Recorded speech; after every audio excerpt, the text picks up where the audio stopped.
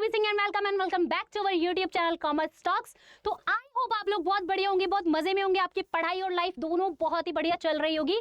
तो बेटा आज की क्लास में हम लोग डिस्कस करने वाले हैं बिजनेस इकोनॉमिक्स क्या होता है। सबसे पहले अगर हम लोग बात करें बिजनेस की, एक बिजनेस क्या होता है, जब भी कोई कंपनी क्या करती है, प्रॉफिट कमाने के पर्पज से बहुत ज्यादा ह्यूज इन्वेस्टमेंट कर देती है, प्रोडक्शन करती है, उसका मेन मोटिव क्या होता है कि बहुत ज्यादा पैसा कमाना, बहुत ज्यादा प्रॉफिट कमाना, और उसके अंदर वो एड ऑन कर देती है किसके प्रिंसिपल्स, इकोनॉमिक्स के प्रिंसिपल। डिमांड कितनी है, सप्लाई कितनी है, क्या क्या फैक्टर्स अफेक्ट कर रहे हैं डिमांड को, हमारी वो सारी चीजें जब हम लोग देखते हैं तो हम लोग बात कर रहे होते हैं बिजनेस इकोनॉमिक्स के बारे में। और बिजनेस इकोनॉमिक्स को हम किस नाम से जानते हैं, इसका दूसरा नाम होता है मैनेजरल इकोनॉमिक्स। तो अगर हम एक और बात करें कि फादर ऑफ बिजनेस इकोनॉमिक्स किसको बोला जाता है, तो एडम स्मिथ जी जो है उनको फादर ऑफ इकोनॉमिक्स के नाम से हम लोग जानते हैं। ये क्या होता है, एक प्रोसेस होता है जिसके अंदर हम क्या करते हैं, मेथोडोलॉजीज को देखते हैं कि किसी बिजनेस को किस तरीके से रन करना है, कौन कौन से कॉन्सेप्ट उसके इकोनॉमिक्स के उसके अंदर यूज होंगे, डिसीजन मेकिंग में हमारी हेल्प करता है, कोर्स ऑफ एक्शंस कौन से होने वाले हैं हमारे इसके अंदर, किस तरीके से कॉस्ट पे हमें किस तरीके से बढ़िया एफिशिएंटली और इफेक्टिवली प्रोडक्शन करना है, और रिसोर्सेज का किस तरीके से यूज करना है। ये सारी चीजें हमें इकोनॉमिक्स के कॉन्सेप्ट के थ्रू देखने के लिए मिलती है, राइट। तो हम बात करते हैं कि कौन कौन सी चीजें हैं जो बिजनेस इकोनॉमिक्स फोकस करती है। हम सबसे पहले देख लेते हैं डिमांड, ठीक है। डिमांड और सप्लाई जो होती है वो बहुत ज्यादा अफेक्ट करते हैं किसी भी बिजनेस को। अगर हमें यही नहीं पता कि मार्केट के अंदर किस चीज की कितनी डिमांड है तो हम प्रोडक्शन ही नहीं कर पाएंगे। Let's take for an example, अगर मैं एक एग्जांपल की बात करूं कि भाई मुझे बॉटल का प्रोडक्शन करना है, तो सबसे पहले मैं मार्केट के अंदर जाके देखा कि किसी बॉटल की कितनी डिमांड है मार्केट के अंदर, कौन सी उसे जनरेशन है जो बहुत ज्यादा यूज कर रही है, और कितनी ज्यादा पॉपुलेशन है जो इस चीज को यूज कर रही है और इस टाइप की बॉटल्स का यूज कर रही है, ठीक है। मैंने डिमांड का एनालिसिस कर लिया, मुझे पता लग गया कि कितना एरिया मुझे कवर करना है। फिर मैंने देखा कि इसको बनाने में कितनी कॉस्ट आ रही है, कितना पैसा मेरा इसके ऊपर लगने वाला है। तो फिर मैंने उसको देखा कि भाई मेरी इतनी कॉस्ट आ जाएगी, मेरे को पर बॉटल कितने की पड़ रही है, मुझे पर बॉटल बनाने का खर्चा जो आ रहा है वो 100 रुपीज आ रहा है, कितना आ रहा है, 100 रुपए का आ रहा है, ठीक है। और फिर उसके अंदर मैं क्या देखूंगी, फिर उसके अंदर मैं क्या डिसाइड करूंगी, अपना प्रॉफिट एड ऑन करूंगी। ऐसा तो है नहीं कि अगर मेरी 100 रुपए की पर बॉटल बनी है तो मैं 100 रुपए की ही इसको मार्केट के अंदर सेल आउट कर दूंगी, ऐसा नहीं होगा। तो मैंने क्या करा, मैंने इस बॉटल के लिए इसको 100 रुपए में बनाया और इसमें 100 रुपए का प्रॉफिट मैंने क्या कर दिया, ऐड कर दिया, ठीक है। तो टोटल मेरी कितने का प्राइसिंग निकल के आगे, जो मेरा प्राइस आ गया वो 200 रुपए का निकल के यहाँ पे आ गया। अब जब मैं इस मार्केट को सेल करूंगी, जब मैं इस मार्केट में इस बॉटल को सेल करूंगी तो ये मैं इसे 200 रुपए की बेचूंगी, ठीक है। तो ये सारी चीजें जो होती हैं, ये सारी चीजें हमें इसके अंदर देखने के लिए मिलती है। डिमांड सप्लाई हो गई, कॉस्ट ऑफ प्रोडक्शन हो गया, प्राइसिंग क्या रखनी है, प्रॉफिट क्या होगा, इन्वेस्टमेंट कितनी करनी है, गवर्नमेंट पॉलिसीज क्या होंगी, इन सारी चीजों को भी हमें देखते हुए चलना पड़ता है। अब हम नेक्स्ट बात करते हैं नेचर ऑफ इकोनॉमिक्स का। नेचर ऑफ इकोनॉमिक्स क्या होती है, कौन कौन सी चीजें इसके अंदर हम लोग बात करते हैं। सबसे पहले अगर हम बात करें मैक्रो इकोनॉमिक्स क्या होता है और माइक्रो इकोनॉमिक्स क्या होता है, इसके अंदर दो चीजों के बारे में बात की जाती है। हम पहले से पढ़ते हैं 11th क्लास में, 12th क्लास में, कि भाई जब से हमने इकोनॉमिक्स पढ़ना शुरू करा है ना, मैक्रो माइक्रो हम तब से देखते आ रहे हैं, ठीक है। मैक्रो जो एक इंडिविजुअल लेवल पे एक स्टडी करना हो जाता है इकोनॉमिक्स की, उसको हम मैक्रो के नाम से जानते हैं। और माइक्रो जब हम एक होल को लेके चलते हैं, पूरी इकोनॉमिक्स की जब हम बात करते हैं, एक वाइड लेवल पे जब हम उसकी बात करते हैं, तो हम उसको क्या बोलते हैं, मैक्रो इकोनॉमिक्स के नाम से जानते हैं। डिमांड कितनी है, सप्लाई कितनी है, मार्केट के अंदर क्या क्या चल रहा है, एक जब हम छोटे लेवल पे स्टडी कर रहे होते हैं तो वो हमारा मैक्रो के अंदर आ जाता है। जब हम होल की बात करते हैं, जैसे कि गवर्नमेंट पॉलिसीज क्या हो जाती है, हमारा इन्फ्लेशन हो गया, हमारी अनएम्प्लॉयमेंट हो गई, एम्प्लॉयमेंट हो गई, जब हम इन सारी चीजों की बात करते हैं तो इसको हम मैक्रो के अंदर क्या कर देते हैं, कंसीडर्ड कर देते हैं। हम नेक्स्ट की हम बात करते हैं कि बिजनेस इकोनॉमिक्स क्या होता है, नॉर्मेटिव होता है, इसके कुछ नॉर्म्स होते हैं, रूल्स होते हैं, रेगुलेशंस होते हैं, इसके कुछ पॉलिसीज होती है, कॉन्सेप्ट्स होते हैं, जिनको लेके इकोनॉमिक्स को चलाया जाता है, ठीक है। अगले पॉइंट की अगर हम बात करें तो नेक्स्ट पॉइंट आ जाता है हमारा बिजनेस इकोनॉमिक्स क्या होता है, एक साइंस होती है। इसको साइंस क्यों बोला जाता है, क्योंकि इसके अंदर कुछ रिजिड रूल्स होते हैं, कुछ रेगुलेशंस होते हैं, जिनको पकड़ के हमें काम करना होता है। भाई हम कहीं भी जाते हैं वहां पे कोई ना कोई रूल्स रेगुलेशंस हमें देखने के लिए मिलती है ना, तो इसी तरीके से बिजनेस के भी तो कुछ एथिक्स होते हैं, कुछ रूल्स और रेगुलेशंस होते हैं, जिनको लेके बिजनेस काम करता है, जिनको लेके एक इकोनॉमी को वो चलाता है। अगर हम नेक्स्ट बात करें, business economics is an art, इसको आर्ट भी बोला जाता है। आर्ट क्यों बोलते हैं भाई, आर्ट किस लिए बोला जाता है, एक बिजनेस के अंदर भी हम कॉन्सेप्ट पढ़ते हैं कि भाई बिजनेस को चलाना एक आर्ट है। क्यों आर्ट है? क्योंकि इसके अंदर हम खुद के आइडियाज यूज कर रहे हैं, कुछ के खुद के हम क्या कर रहे हैं, स्किल्स यूज कर रहे हैं, ये सारी चीजें हम यूज कर रहे हैं। क्या एक बिजनेस को सिर्फ एक रूल्स रेगुलेशंस के ऊपर चलाया जा सकता है? अगर हमारे अंदर कोई क्रिएटिविटी नहीं है, कोई स्किल्स नहीं है, कोई न्यू आइडियाज थॉट सोचने का थॉट प्रोसेस नहीं है, तो क्या हम चला पाएंगे? नहीं चला पाएंगे, है ना। तो उसके लिए हमें क्या करना है? उसके लिए हमें इसको क्या कंसीडर करते हैं? हम इसको इकोनॉमिक्स को हम आर्ट के नाम से भी जानते हैं। रियलिस्टिक होती है नेचर के अंदर। रियलिस्टिक क्यों होती है? बिजनेस इकोनॉमिक्स को हम रियल लाइफ में देखते हैं, हम सबको पता है, हम डे टू डे विजिट करते हैं मार्केट के अंदर, इकोनॉमी से हम लोग डील करते हैं, सारी चीजें हम लोग अपने रियल लाइफ में देखते हैं। ये कोई बुकिश नॉलेज नहीं है जो कि हम किताबों से सिर्फ पढ़ते हैं, है ना, ऐसा नहीं होता ना। तो ये सारी चीजें, अगर मार्केट के अंदर इन्फ्लेशन आ रहा है वो आपको दिख रहा है, अगर मार्केट के अंदर कोई भी चीज सस्ती हो रही है, महंगी हो रही है, या भाई मार्केट के अंदर डिमांड ज्यादा हो रही है, किसी चीज की सप्लाई बहुत ज्यादा हो रही है, ये सारी चीजें हमें देखने के लिए मिल रही होती है, तो रियलिस्टिक कहीं ना कहीं हम इसको बोलते हैं, ठीक है। इंक्लूड करता है मैक्रो, जैसे कि हम लोग डिस्कस कर चुके हैं, इंटरडिसिप्लिनरी इसको बोलते हैं।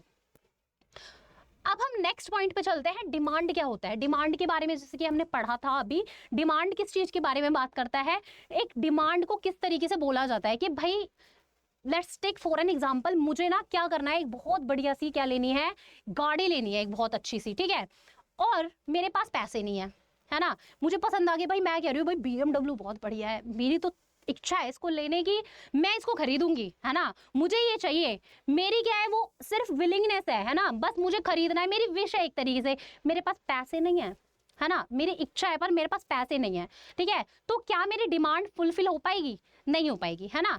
क्यों नहीं हो पाएगी? क्योंकि बस मेरे पास पैसे ही नहीं है। मैं वहां पे जाऊंगी, वो बोलेगा क्या मैडम पैसे का है, जाओ यहाँ से, है ना। तो तब तक अगर मेरी खरीदने की इच्छा है, मेरी कैपेसिटी नहीं है, मेरे पास पैसा नहीं है, तो मैं उसको फुलफिल नहीं कर पाऊंगी। अगर मेरे पास खूब सारा पैसा है, बढ़िया पैसा है, मेरे पास और भी गाड़ियां हैं काफी सारी, और मैं जाती हूँ वहां पे शोरूम पे ऐसे घूमने फिरने चली गई, और भाई तकड़ा पैसा है मैडम के पास, मैडम चली गई, अब मैम का मन नहीं है चीजों को खरीदने का, अंदर से विलिंगनेस ही नहीं आ रही कि मैं इस गाड़ी को खरीदूं। क्यों? मेरे पास पैसा भी है, ठीक है, ऐसा भी कैपेसिटी भी है, पावर ऑफ परचेजिंग भी है मेरे पास, कि भाई मेरे पास पावर है कि मैं उसको खरीद भी सकती हूँ, बट मैं क्यों नहीं खरीदी? क्योंकि मेरा मन नहीं है, विलिंगनेस नहीं है मेरे अंदर से उस चीज को खरीदने की।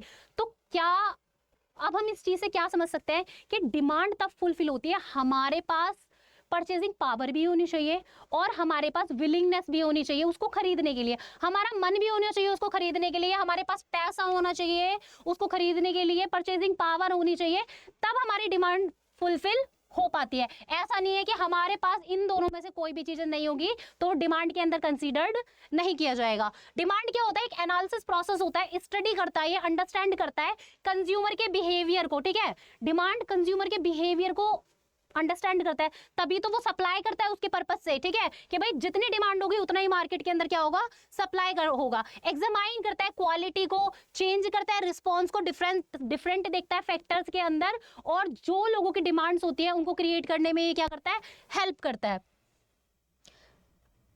डिमांड लोगों के प्राइस रिलेटेड फैक्टर्स को भी देखती है, जैसे कि भाई अगर मुझे कुछ चीज बनानी है तो मुझे एक तरीके से सेगमेंट्स बांटने होंगे उस चीज को देखने के लिए कि भाई मैं किस चीज के लिए बना रही हूँ, कौन से लोगों को मैं क्या कर रही हूँ, टारगेट कर रही हूँ। अगर मैं डिटर्मिनेंट्स ऑफ डिमांड की बात करूँ तो consumer of income of consumer, ठीक है, जो पर्सन खरीद रहा है उसकी इनकम क्या है, ठीक है। अगर उसकी इनकम ही उतनी नहीं है और मैं डिमांड के हिसाब से चीज़ें बहुत महंगी बना रही हूँ तो वो सेल आउट ही नहीं होंगी। तो मुझे क्या करना है, मुझे इनकम के अकॉर्डिंग चीज़ों को क्या करना है, प्रोड्यूस करना है। मुझे देखना है कि लोगों की इनकम कितनी है, उसके अकॉर्डिंग मुझे प्रोडक्शन करना है। प्राइस ऑफ द कमोडिटी देखनी है मुझे कि कमोडिटी मैंने बना दी है तो उसका मैं प्राइस किस तरीके से सेट करूंगी, कौन कौन से सेगमेंट्स के अकॉर्डिंग और कौन कौन से फैक्टर्स को देख के मैं उसके प्राइस को रखने वाली हूँ। टेस्ट एंड प्रेफरेंसेस जो होती है वो भी हमारी काफ़ी ज़्यादा हेल्प करती है। पहले मैं क्या करती थी भाई, पहले मेरी कॉफ़ी फेवरेट हुआ करती थी, ठीक है, और अब मैं आज के टाइम में मेरी चाय फेवरेट बन गई है। तो मेरी जो टेस्ट और प्रेफरेंसेस है वो चेंज हो गई है। तो अब मैं किस चीज़ की डिमांड करने लग जाऊंगी, मैं चाय की डिमांड करने लग जाऊंगी। पहले मैं किस चीज़ की डिमांड करती थी, पहले मैं डिमांड करती थी कॉफ़ी की, ठीक है। तो बहुत ज़्यादा मैटर करता है कि कंज्यूमर की इनकम कितनी है, प्राइस क्या है कमोडिटी का, उसके टेस्ट एंड प्रेफरेंसेस क्या है। तो ये सारी चीज़ें ही बताती है कि कंज्यूमर किस चीज़ को खरीदेगा। प्राइस ऑफ रिलेटेड गुड्स भी बहुत ज़्यादा मैटर करता है। क्यों करता है भाई? एक चीज को अगर हम देख ले इसके अंदर कि मैं मार्कर लेने के लिए गई, ठीक है, मार्केट तो छोड़ो, चलो बहुत छोटी चीज है, अगर मैं कोई ड्रेस लेने गई बढ़िया सी, आप लोग भी जाते होंगे, काफी ज्यादा लड़कियां हैं बहुत जगह पे देखते हैं कि ये वाली बढ़िया है, ये वाली बढ़िया है, ये वाली भी बढ़िया है, ये वाली भी बढ़िया है, लेकिन प्राइस वहां पे वो कंपेयर कर रही होती है। वो वेरिएंट्स तो देखती है अलग अलग जगह पे जाके, लेकिन वो प्राइस को भी कंपेयर कर रही होती है। कहीं उनको दो जगह पे सेम ड्रेस मिल गई ना, तो वो क्या करती है, वो कहे कि यार ये वाली बढ़िया लग रही है, ठीक है, ये वाली तो मैंने वहां पे भी देखी थी, पर इसके प्राइस में ना 500 रुपए का गैप आ रहा है, तो मैं वहां से नहीं यहाँ से खरीदूंगी। ठीक है, तो ये प्राइस भी रिलेट करता है कि भाई तुम्हारा जो अदर कॉम्पिटिटर है वो कितने प्राइस पे बेच रहा है।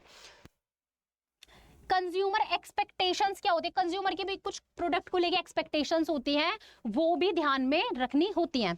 तो एक बार फटाफट से रिवाइज कर लेते हैं। कंज्यूमर की इनकम क्या है, प्राइस क्या है कमोडिटी का, टेस्ट एंड प्रेफरेंसेस क्या है हमारे, प्राइस ऑफ रिलेटेड गुड्स क्या है, और कंज्यूमर की एक्सपेक्टेशंस क्या है। अगर हम बात करें टाइप्स ऑफ डिमांड की, डिमांड कितने टाइप्स की होती है, तो अलग अलग टाइप्स की डिमांड होती है। सबसे पहले हम लोग बात कर लेते हैं इंडिविजुअल डिमांड की। एक इंडिविजुअल डिमांड क्या होती है, let's take for an example, अगर मैं चश्मा लगाती हूँ, ठीक है, तो चश्मा सिर्फ मेरी नीड को फुलफिल कर रहा है, आपकी को नहीं करेगा। जो मेरे चश्मे का नंबर है वो मुझे सूट करेगा, आपको नहीं करेगा। जो आपका है वो आपके लिए होगा, मुझे नहीं करेगा। ठीक है, तो वो इंडिविजुअल मेरी डिमांड को पूरा कर रहा है। अगर मैंने कुछ इंडिविजुअल अपने लिए परचेज किया है तो वो मेरी नीड को फुलफिल करेगा, आपकी नीड को फुलफिल नहीं करेगा। तो वो इंडिविजुअल डिमांड आ जाती है, जो कि हम एक सिंगल कंज्यूमर के पर्पज से खरीदते हैं। अगर हम बात करें नेक्स्ट आ जाता है हमारा जॉइंट डिमांड। इससे पहले हम बात कर लेते हैं हाउस होल्ड डिमांड की। किसकी, हाउस होल्ड डिमांड की।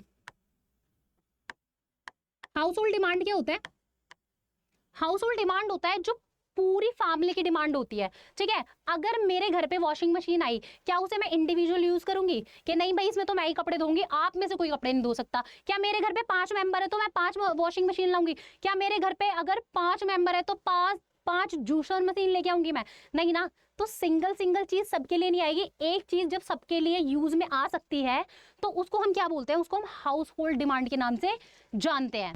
इंडिविजुअल जो सिर्फ एक पर्सन के लिए होगी, उसी की उस कंज्यूमर की नीड को पूरा करने के लिए होगी। हाउस होल्ड जितने लोग उस घर में रह रहे हैं उन सबके लिए जो डिमांड होती है वो हमारी हाउस होल्ड डिमांड हो जाती है। अगर हम बात करें जॉइंट डिमांड क्या होती है, हमारी जॉइंट डिमांड वो होती है जो दो चीजों को मिला के हमारी पूरी की जाती है। जैसे कि अगर मैं बात करूं इस मार्कर की, ये मार्कर की बॉडी है और इसके अंदर की जो इंक है, अगर दोनों में से एक भी चीज ना हो तो ये मार्कर पूरा कंप्लीट नहीं हो पाएगा, ये काम ही नहीं कर पाएगा। तो जैसे कि हम बात कर लेते हैं इसमें एग्जांपल की, पेन और इंक की, ब्रेड और बटर की, ये हमारी किसके अंदर कंसीडर्ड की जाती है, हमारी जॉइंट डिमांड के अंदर आ जाती है। हम नेक्स्ट बात करते हैं कंपोजिट डिमांड, जो एक ही चीज बहुत सारी नीड्स को पूरी कर दे। अब इलेक्ट्रिसिटी डिफरेंट टाइप्स के लिए यूज हो सकते हैं, हम फोन भी चार्ज कर सकते हैं, मशीन भी चला सकते हैं, हम इलेक्ट्रिसिटी के थ्रू बहुत सारा काम एक साथ कर सकते हैं, तो इसको कंपोजिट डिमांड के नाम से हम लोग जानते हैं। अब हम बात करते हैं मार्केट डिमांड। मार्केट डिमांड क्या होती है, एक इंडिविजुअल डिमांड को और साथ ही साथ एक हाउस होल्ड डिमांड को मिला के जो बनती है वो हमारी मार्केट डिमांड होती है। ठीक है, total demand for the commodity by all the consumer in the market, competitive demand, इसको हम मार्केट डिमांड के नाम से जानते हैं। अब हम बात करते हैं डायरेक्ट डिमांड की। डायरेक्ट डिमांड जैसे फूड हो गया, क्लोथ्स हो गए, जो सिर्फ मैं अपने इंडिविजुअल के पर्पज से क्या कर रही हूँ, सिर्फ ऑर्डर कर रही हूँ, खरीद रही हूँ कि भाई मेरी उससे डिमांड पूरी हो जाएगी, उससे मेरा फायदा होगा, सिर्फ मैं इंडिविजुअल के पर्पज से जब देख रही हूँ, डायरेक्ट उसको कंज्यूम कर ले रही हूँ, लेके उसको यूज कर ले रही हूँ, तो वो मेरा किसके अंदर आ जाता है, वो मेरा आ जाता है डायरेक्ट डिमांड के अंदर। अगर मैं बात करूँ इनडायरेक्ट डिमांड की, तो इनडायरेक्ट डिमांड क्या हो जाता है, इनडायरेक्ट डिमांड को हम ड्राइव्ड डिमांड के नाम से भी जानते हैं। हम एक एग्जाम्पल से बात करते हैं, जैसे कि मेरे पास गाड़ी है, ठीक है, और पेट्रोल नहीं है, तो मैं क्या कर पाऊंगी, गाड़ी को चला पाऊंगी, नहीं चला पाऊंगी ना। तो demand for the goods that are used to producing other goods, जो अदर गुड्स को प्रोड्यूस करने में वो करे। अगर हमने पेट्रोल ले लिया, ठीक है, और हमारे पास गाड़ी नहीं है तो कोई यूज ही नहीं है उसका, तो जब दो गुड्स एक दूसरे के बिना नहीं चल सकते, ठीक है, उसको चलाने के लिए दूसरे को उसकी क्या होगी, मदद करनी पड़ेगी। गाड़ी पेट्रोल के बिना नहीं चल सकती, और पेट्रोल का कोई यूज नहीं है गाड़ी के बिना। ठीक है, अगर हम बात करें क्रॉस डिमांड की, तो क्रॉस डिमांड क्या हो जाती है हमारी, क्रॉस डिमांड के अंदर हमारी दो चीजें देखने के लिए हमें मिलती है। एक तो होता है सब्स्टिट्यूशन गुड्स हो जाता है एक हमारा, और एक होता है हमारा कॉम्प्लीमेंट्री गुड्स। तो हमें दो चीजें इसके अंदर देखने के लिए मिलती है, पहला हमारा सब्स्टिट्यूशन, दूसरा हमारा कॉम्प्लीमेंट्री। अगर हम बात करें सब्स्टिट्यूशन गुड्स की, तो सब्स्टिट्यूशन गुड्स हमारा पॉजिटिव रिलेशन होता है इसके अंदर। क्या होता है? पॉजिटिव रिलेशन होता है। और हम कॉम्प्लीमेंट्री की बात करें तो कॉम्प्लीमेंट्री में हमारा नेगेटिव रिलेशन हमें देखने के लिए मिलता है। ये आई थिंक विजिबल नहीं होगा, तो let me change the colour first. हम लिख लेते हैं व्हाइट से, ठीक है। तो हमारा पॉजिटिव क्यों होता है ये? भाई ऐसा हो सकता है ना कि अगर मुझे चाय पसंद है, ये नेगेटिव, पहले इसको लिख लेते हैं, ये नेगेटिव, ठीक है। देखो मैं पहले चाय पी रही थी, अब चाय की क्या हो गई, प्राइस जो है इंक्रीज हो गई, टी के प्राइस इंक्रीज हो गए, तो मैं किस पे स्विच कर जाऊंगी? कॉफी पे स्विच कर जाऊंगी। तो पहले मेरी किस चीज की डिमांड थी? पहले मेरी थी टी की, अब मैं किस पे आ गई? कॉफी पे आ गई।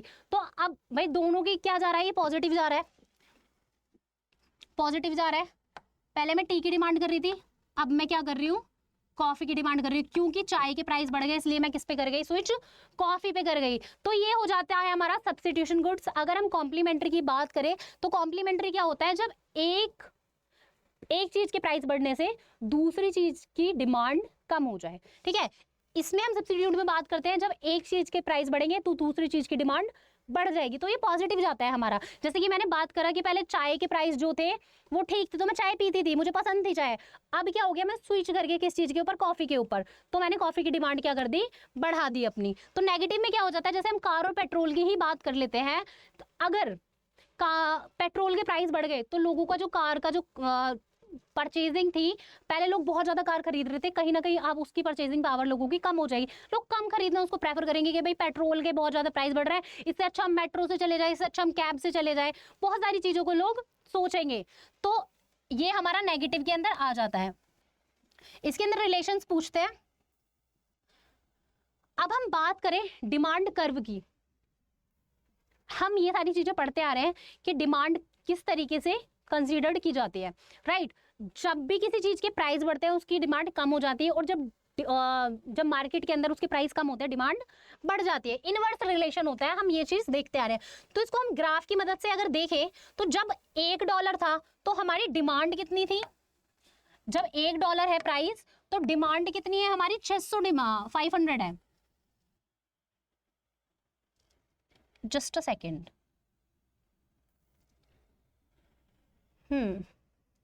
हाँ सॉरी, जब $1 है तो 500 रुपये डिमांड है इसकी, सॉरी 500 जो कॉमोडिटी है वो डिमांड है इसकी। जब $2 पे हम आए तो 400 रुपये हो गए। 400, क्या बोल रही हो? आज मैंने चाय नहीं पी क्या? पानी पी लेती हूँ।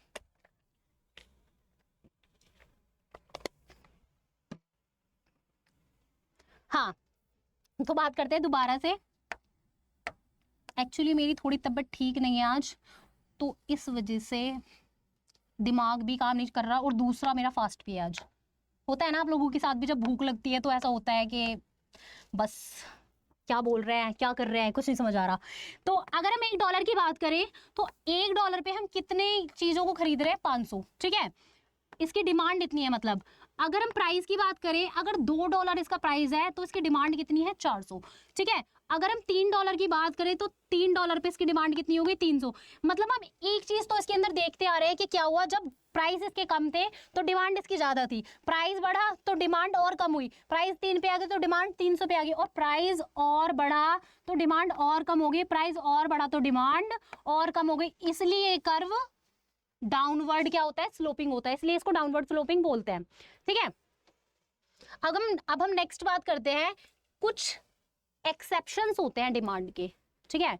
ऐसा नहीं होता कि हर केस में प्राइस बढ़ेगा तो डिमांड घटेगी, प्राइस घटेगा तो डिमांड बढ़ेगी। कुछ एक्सेप्शंस होते हैं इसके जो हमें देखने के लिए मिलते हैं। तो सबसे पहले अगर हम बात करें एक्सपेक्टेशंस ऑफ फ्यूचर प्राइस, अगर हमें ऐसा लग रहा है कि फ्यूचर में प्राइस बढ़ने वाला है किसी चीज का, तो आज हम उसे महंगे रेट पे भी खरीद लेंगे। आप लोगों को पता है बीच में एक अफवाह बहुत ज्यादा उड़ी थी कि नमक बहुत ज्यादा महंगा होने वाला है और नमक ना खत्म हो जाएगा, नमक की जो क्वांटिटी है वो बहुत कम बचेगी और नमक बहुत महंगे दामों में मिलने वाला है। मैंने तो सुना था, बहुत ज्यादा ये बात फैल गई तो चारों तरफ लोगों ने क्या करना चालू कर दिया था, लोगों ने नमक का स्टॉक करना चालू कर दिया था। जो नमक था ना वो जितने का भी मिल रहा था ना उससे 5-10 रुपए ऊपर ही बेच रहे थे, ठीक है। तो ये क्या था, एक्सपेक्टेशंस, लोगों को ऐसा लगा कि भाई फ्यूचर में इसके प्राइस बढ़ जाएंगे, आज स्टॉक करके रख लेते हैं, ज्यादा से ज्यादा जितना रख लेंगे ना स्टॉक करके, हमें आगे उससे क्या रहने वाला है, फायदा रहने वाला है। तो expectation, future price, consumer psychologic bias. अब मेरे दिमाग में ये सेट है कि महंगी चीजें बहुत बढ़िया होती है, मैं तो महंगी चीजें ही खरीदूंगी, सस्ती चीजें बहुत घटिया क्वालिटी की होती है, बहुत बेकार होती है। हमेशा ऐसा नहीं होता, बट ये हमारी मेंटेलिटी के अंदर बना रहता है कि महंगी चीज है तो बहुत बढ़िया होगी, बहुत ही फर्स्ट क्लास होगी, और जो अगर सस्ती चीज है तो बहुत ज्यादा बेकार होगी। तो ये भी क्या होता है, एक तरीके का बायस होता है, जिसके थ्रू डिमांड बढ़ती है रेट बढ़ने पे भी, ठीक है। ऐसा नहीं होता कि प्राइस का इस पे कोई इफेक्ट मिलता है। तो अगर हम बात करें नेक्स्ट की गिफिन गुड्स, क्या हो जाते हैं, गिफिन गुड्स वो होते हैं, इनको चीपर गुड्स, इंफीरियर गुड्स के नाम से भी हम लोग जानते हैं। अब इनके केस में क्या होता है, किसी चीज के अगर प्राइस कम होते हैं, ये कम प्राइस पे हमें मिलते हैं, अगर इनका प्राइस और ज्यादा कम हो जाता है तो कंज्यूमर इनकी डिमांड नहीं बढ़ाएगा, वो जो वहां से पैसे बचा रहा है उसको कहीं और वो यूज कर सकता है। जैसे कि इसके अंदर स्टेपल फूड आ जाएगा, हमारा राइस आ जाएंगे, पोटैटोज आ जाएंगे, पुअर के जो कम्युनिटीज के लिए हो जाता है हमारा।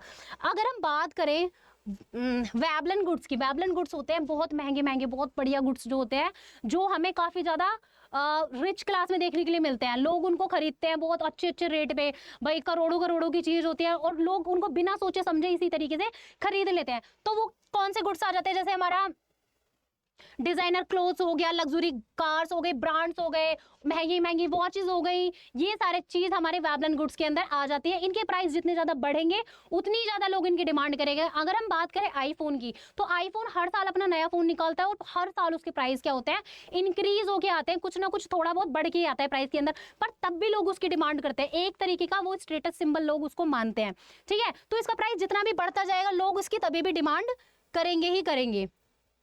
Higher price increase the perceive status और प्रेस्टीज और पीपल बाय मोर, जितना ज्यादा इसको स्टेटस सिंबल की तरह लोग लेते हैं तो जितना इसका प्राइस बढ़ेगा लोग उतनी ज्यादा इसकी डिमांड करेंगे। अब हम नेक्स्ट बात करते हैं elasticity of demand. Elasticity of demand हमें क्या बताता है कि किसी भी चीज की डिमांड के अंदर कितना ज्यादा खिंचाव हमें देखने के लिए मिलता है, कितना ज्यादा उसके अंदर एक तरीके से हम देखते हैं कि कितना इसके अंदर इलास्टिसिटी है, कि प्राइस में थोड़ा भी चेंज आने से डिमांड में कितना चेंज आ रहा है, कि डिमांड में बिल्कुल चेंज नहीं आ रहा, डिमांड में चेंज आ रहा है तो थोड़ा सा आ रहा है या बहुत ज्यादा चेंज हमें उसके लिए देखने के लिए मिल रहा है। तो इलास्टिसिटी ऑफ डिमांड मेजर करती है responsiveness of the quantity demanded commodity of change one of the determinant such as price of income. Income से अगर इनकम में चेंज आ रहा है तो डिमांड में कितना चेंज आ रहा है, प्राइस में चेंज आ रहा है तो डिमांड में कितना चेंज आ रहा है, इन सारी चीजों के थ्रू हमें देखने के लिए ये मिलता है। प्राइस ऑफ इलास्टिसिटी का फॉर्मूला अगर हम देख ले तो change in the quantity demanded divide by percentage change in the price, ये इसका फॉर्मूला रहता है। ये सारी चीजों का हम पढ़ने वाले हैं इसमें। Elasticity, perfectly elasticity, perfectly in elasticity, unitary, relatively elastic, relatively in elastic. तो सबसे पहले हम लोग बात कर लेते हैं परफेक्टली इलास्टिक की। परफेक्टली इलास्टिक क्या होता है, जैसे कि नाम से ही पता चल रहा होगा, परफेक्टली इलास्टिक मतलब बहुत ज्यादा खिंचाव है, बिल्कुल परफेक्टली इलास्टिक है, बहुत ज्यादा खिंचाव है। मतलब अगर प्राइस में चेंज आता है तो डिमांड में क्या होगा, चेंज आएगा। Consumer will buy the quantity of the specific price but demand drop to zero if price rise. अगर थोड़ा सा भी प्राइस के अंदर चेंज आया ना तो डिमांड बिल्कुल क्या हो जाएगी, जीरो हो जाएगी। क्या हो जाएगी, बिल्कुल जीरो हो जाएगी। डिमांड जो देखने के लिए मिलेगी ना हमें वो बिल्कुल जीरो हो जाएगी। होता है ना काफी बार, जब प्राइस के अंदर थोड़ा बहुत भी चेंज आ रहा है तो डिमांड बिल्कुल जीरो हो जाती है, क्योंकि ये किसकी बात करता है, ये परफेक्टली इलास्टिसिटी की बात करता है।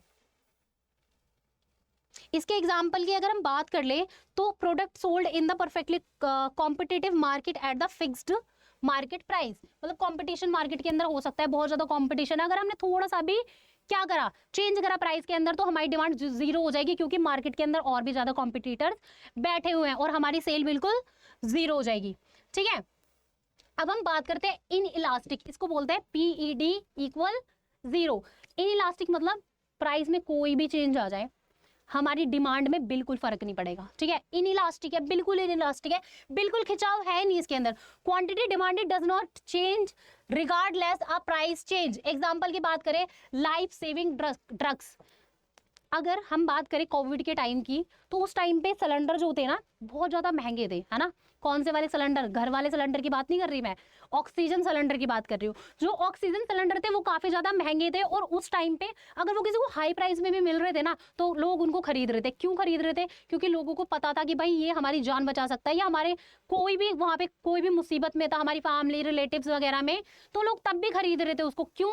क्योंकि भाई उस टाइम पे बहुत ज्यादा एसेंशियल चीज थी वो, कि कितने भी रेट में मिल जाए, कितना ही भी प्राइस बढ़ जाए, हम इसकी डिमांड करेंगे ही करेंगे। इसी तरीके से हमारी लाइफ सेविंग ड्रग्स जो हो जाती है और इंसुलिन्स हो जाती है, वो सारी चीजें इसका एग्जाम्पल होती हैं कि प्राइस बढ़ जाए, डिमांड में चेंज नहीं आएगा। अब हम बात करते हैं इलास्टिसिटी की, कि भाई कितना खिंचाव है। Quantity demanded change more than proportionally to change price. मतलब प्राइस के अंदर जितना चेंज है ना, उससे ज्यादा डिमांड में चेंज आपको देखने के लिए मिलेगा। अगर प्राइस में थोड़ा बहुत चेंज आया, ठीक है, अगर हम मानते हैं कि प्राइस के अंदर हमारा कितने परसेंट का चेंज हमें देखने के लिए मिला है, प्राइस के अंदर हमें अगर 10% का चेंज देखने के लिए मिला है, तो हमारा फॉल कितना होगा? 20% हो जाएगा डिमांड के अंदर। कि अगर लोगों ने 10% प्राइस बढ़ाया ना, तो 20% जो डिमांड है वो हमारी गिर जाएगी। नेक्स्ट आ जाता है हमारा इनइलास्टिक डिमांड, जिसके अंदर मतलब अगर हम प्राइस बढ़ा रहे हैं तो डिमांड के अंदर हमें कोई भी चेंज देखने के लिए नहीं मिल रहा, बिल्कुल क्या है, इनइलास्टिक है। हम किसकी बात करते हैं इसके अंदर? Quantity demanded change less than proportionally to the price change. इसके अंदर हम नेसेसिटीज की बात करते हैं, जैसे कि हम नमक की बात कर रहे हैं, सॉल्ट की बात कर ले, तो अगर सॉल्ट के रेट बढ़ जाते हैं तो क्या आप सब्जी में डालना बंद कर दोगे? नेसेसिटी है भाई, सब्जी बन ही नहीं पाएगी उसके बिना। जो जो सॉल्ट जिन जिन चीजों में यूज होता है वो सारी चीजें ही नहीं बन पाएंगी। हाँ, ऐसा हो सकता है हम 1-2% उसको कम कर दे, हल्का डाल लेंगे, कम डाल लेंगे, बट ऐसा हो सकता है कि हम उसको यूज करना ही बंद कर दे? नहीं हो सकता ना। तो यहाँ पर कितना ही भी प्राइस बढ़ जाए, डिमांड के अंदर हमें कमी देखने के लिए नहीं मिलती। यूनिटरी इलास्टिक मतलब दोनों साइड, जितना प्राइस बढ़ेगा उतना डिमांड में चेंज आएगा, ठीक है, मतलब इक्वल दोनों तरफ से हमारा इसमें चलने वाला है। अगर हम क्रॉस इलास्टिसिटी की बात करें, the cross elasticity of demand commodity another commodity Y is the change demand of the commodity X. मतलब अगर एक्स प्रोडक्ट के अंदर चेंज आ रहा है तो वाई के अंदर हमें चेंज देखने के लिए मिल रहा है, जैसे कि हमने इसके बारे में अभी पढ़ा था। इसके अंदर हमारी दो चीजें आ जाती हैं, एक तो हमारा सब्स्टिट्यूट गुड्स आ जाता है, एक हमारा कॉम्प्लीमेंट आ जाता है, और थर्ड आ जाता है हमारा अनरिलेटेड गुड्स, ठीक है। तो अगर हम बात करें, दोबारा से देख लेते हैं एक बार, सब्स्टिट्यूशन कौन सा होता है कि एक चीज की प्राइस बढ़ने में दूसरी चीज की डिमांड बढ़ रही है, पॉजिटिव रिलेशन जाएगा दोनों का, जैसे टी एंड कॉफी। अगर हम कॉम्प्लीमेंट्री की बात करें तो इसमें नेगेटिव रिलेशन हमें देखने के लिए मिलता है। अगर एक चीज के प्राइस बढ़ रहे हैं तो दूसरी चीज की डिमांड हमें कम देखने के लिए मिलेगी, जैसे कि कार एंड पेट्रोल। अब थर्ड हम बात करें अनरिलेटेड गुड्स, क्या हो जाता है? अनरिलेटेड वो हो जाता है जैसे कि अगर मार्कर का प्राइस बढ़ रहा है तो बॉटल की डिमांड कम हो रही है, तो क्या ये रिलेटेड है एक दूसरे से? नहीं, बिल्कुल अनरिलेटेड है, जिनका एक दूसरे के ऊपर कोई फर्क ना पड़े। Zero unrelated goods like coffee and books. ना तो कॉफी का बुक्स के साथ कोई रिलेशन है, ना बुक्स का कोई कॉफी के साथ रिलेशन है, तो दोनों इंडिविजुअल अपनी अपनी जगह पर है ये। तो ये था आज का हमारा सेशन। आई होप आप लोगों को पसंद आया होगा, बढ़िया लगा होगा। तो नेक्स्ट क्लास में मिलते हैं फिर से नए टॉपिक और नए एनर्जी के साथ।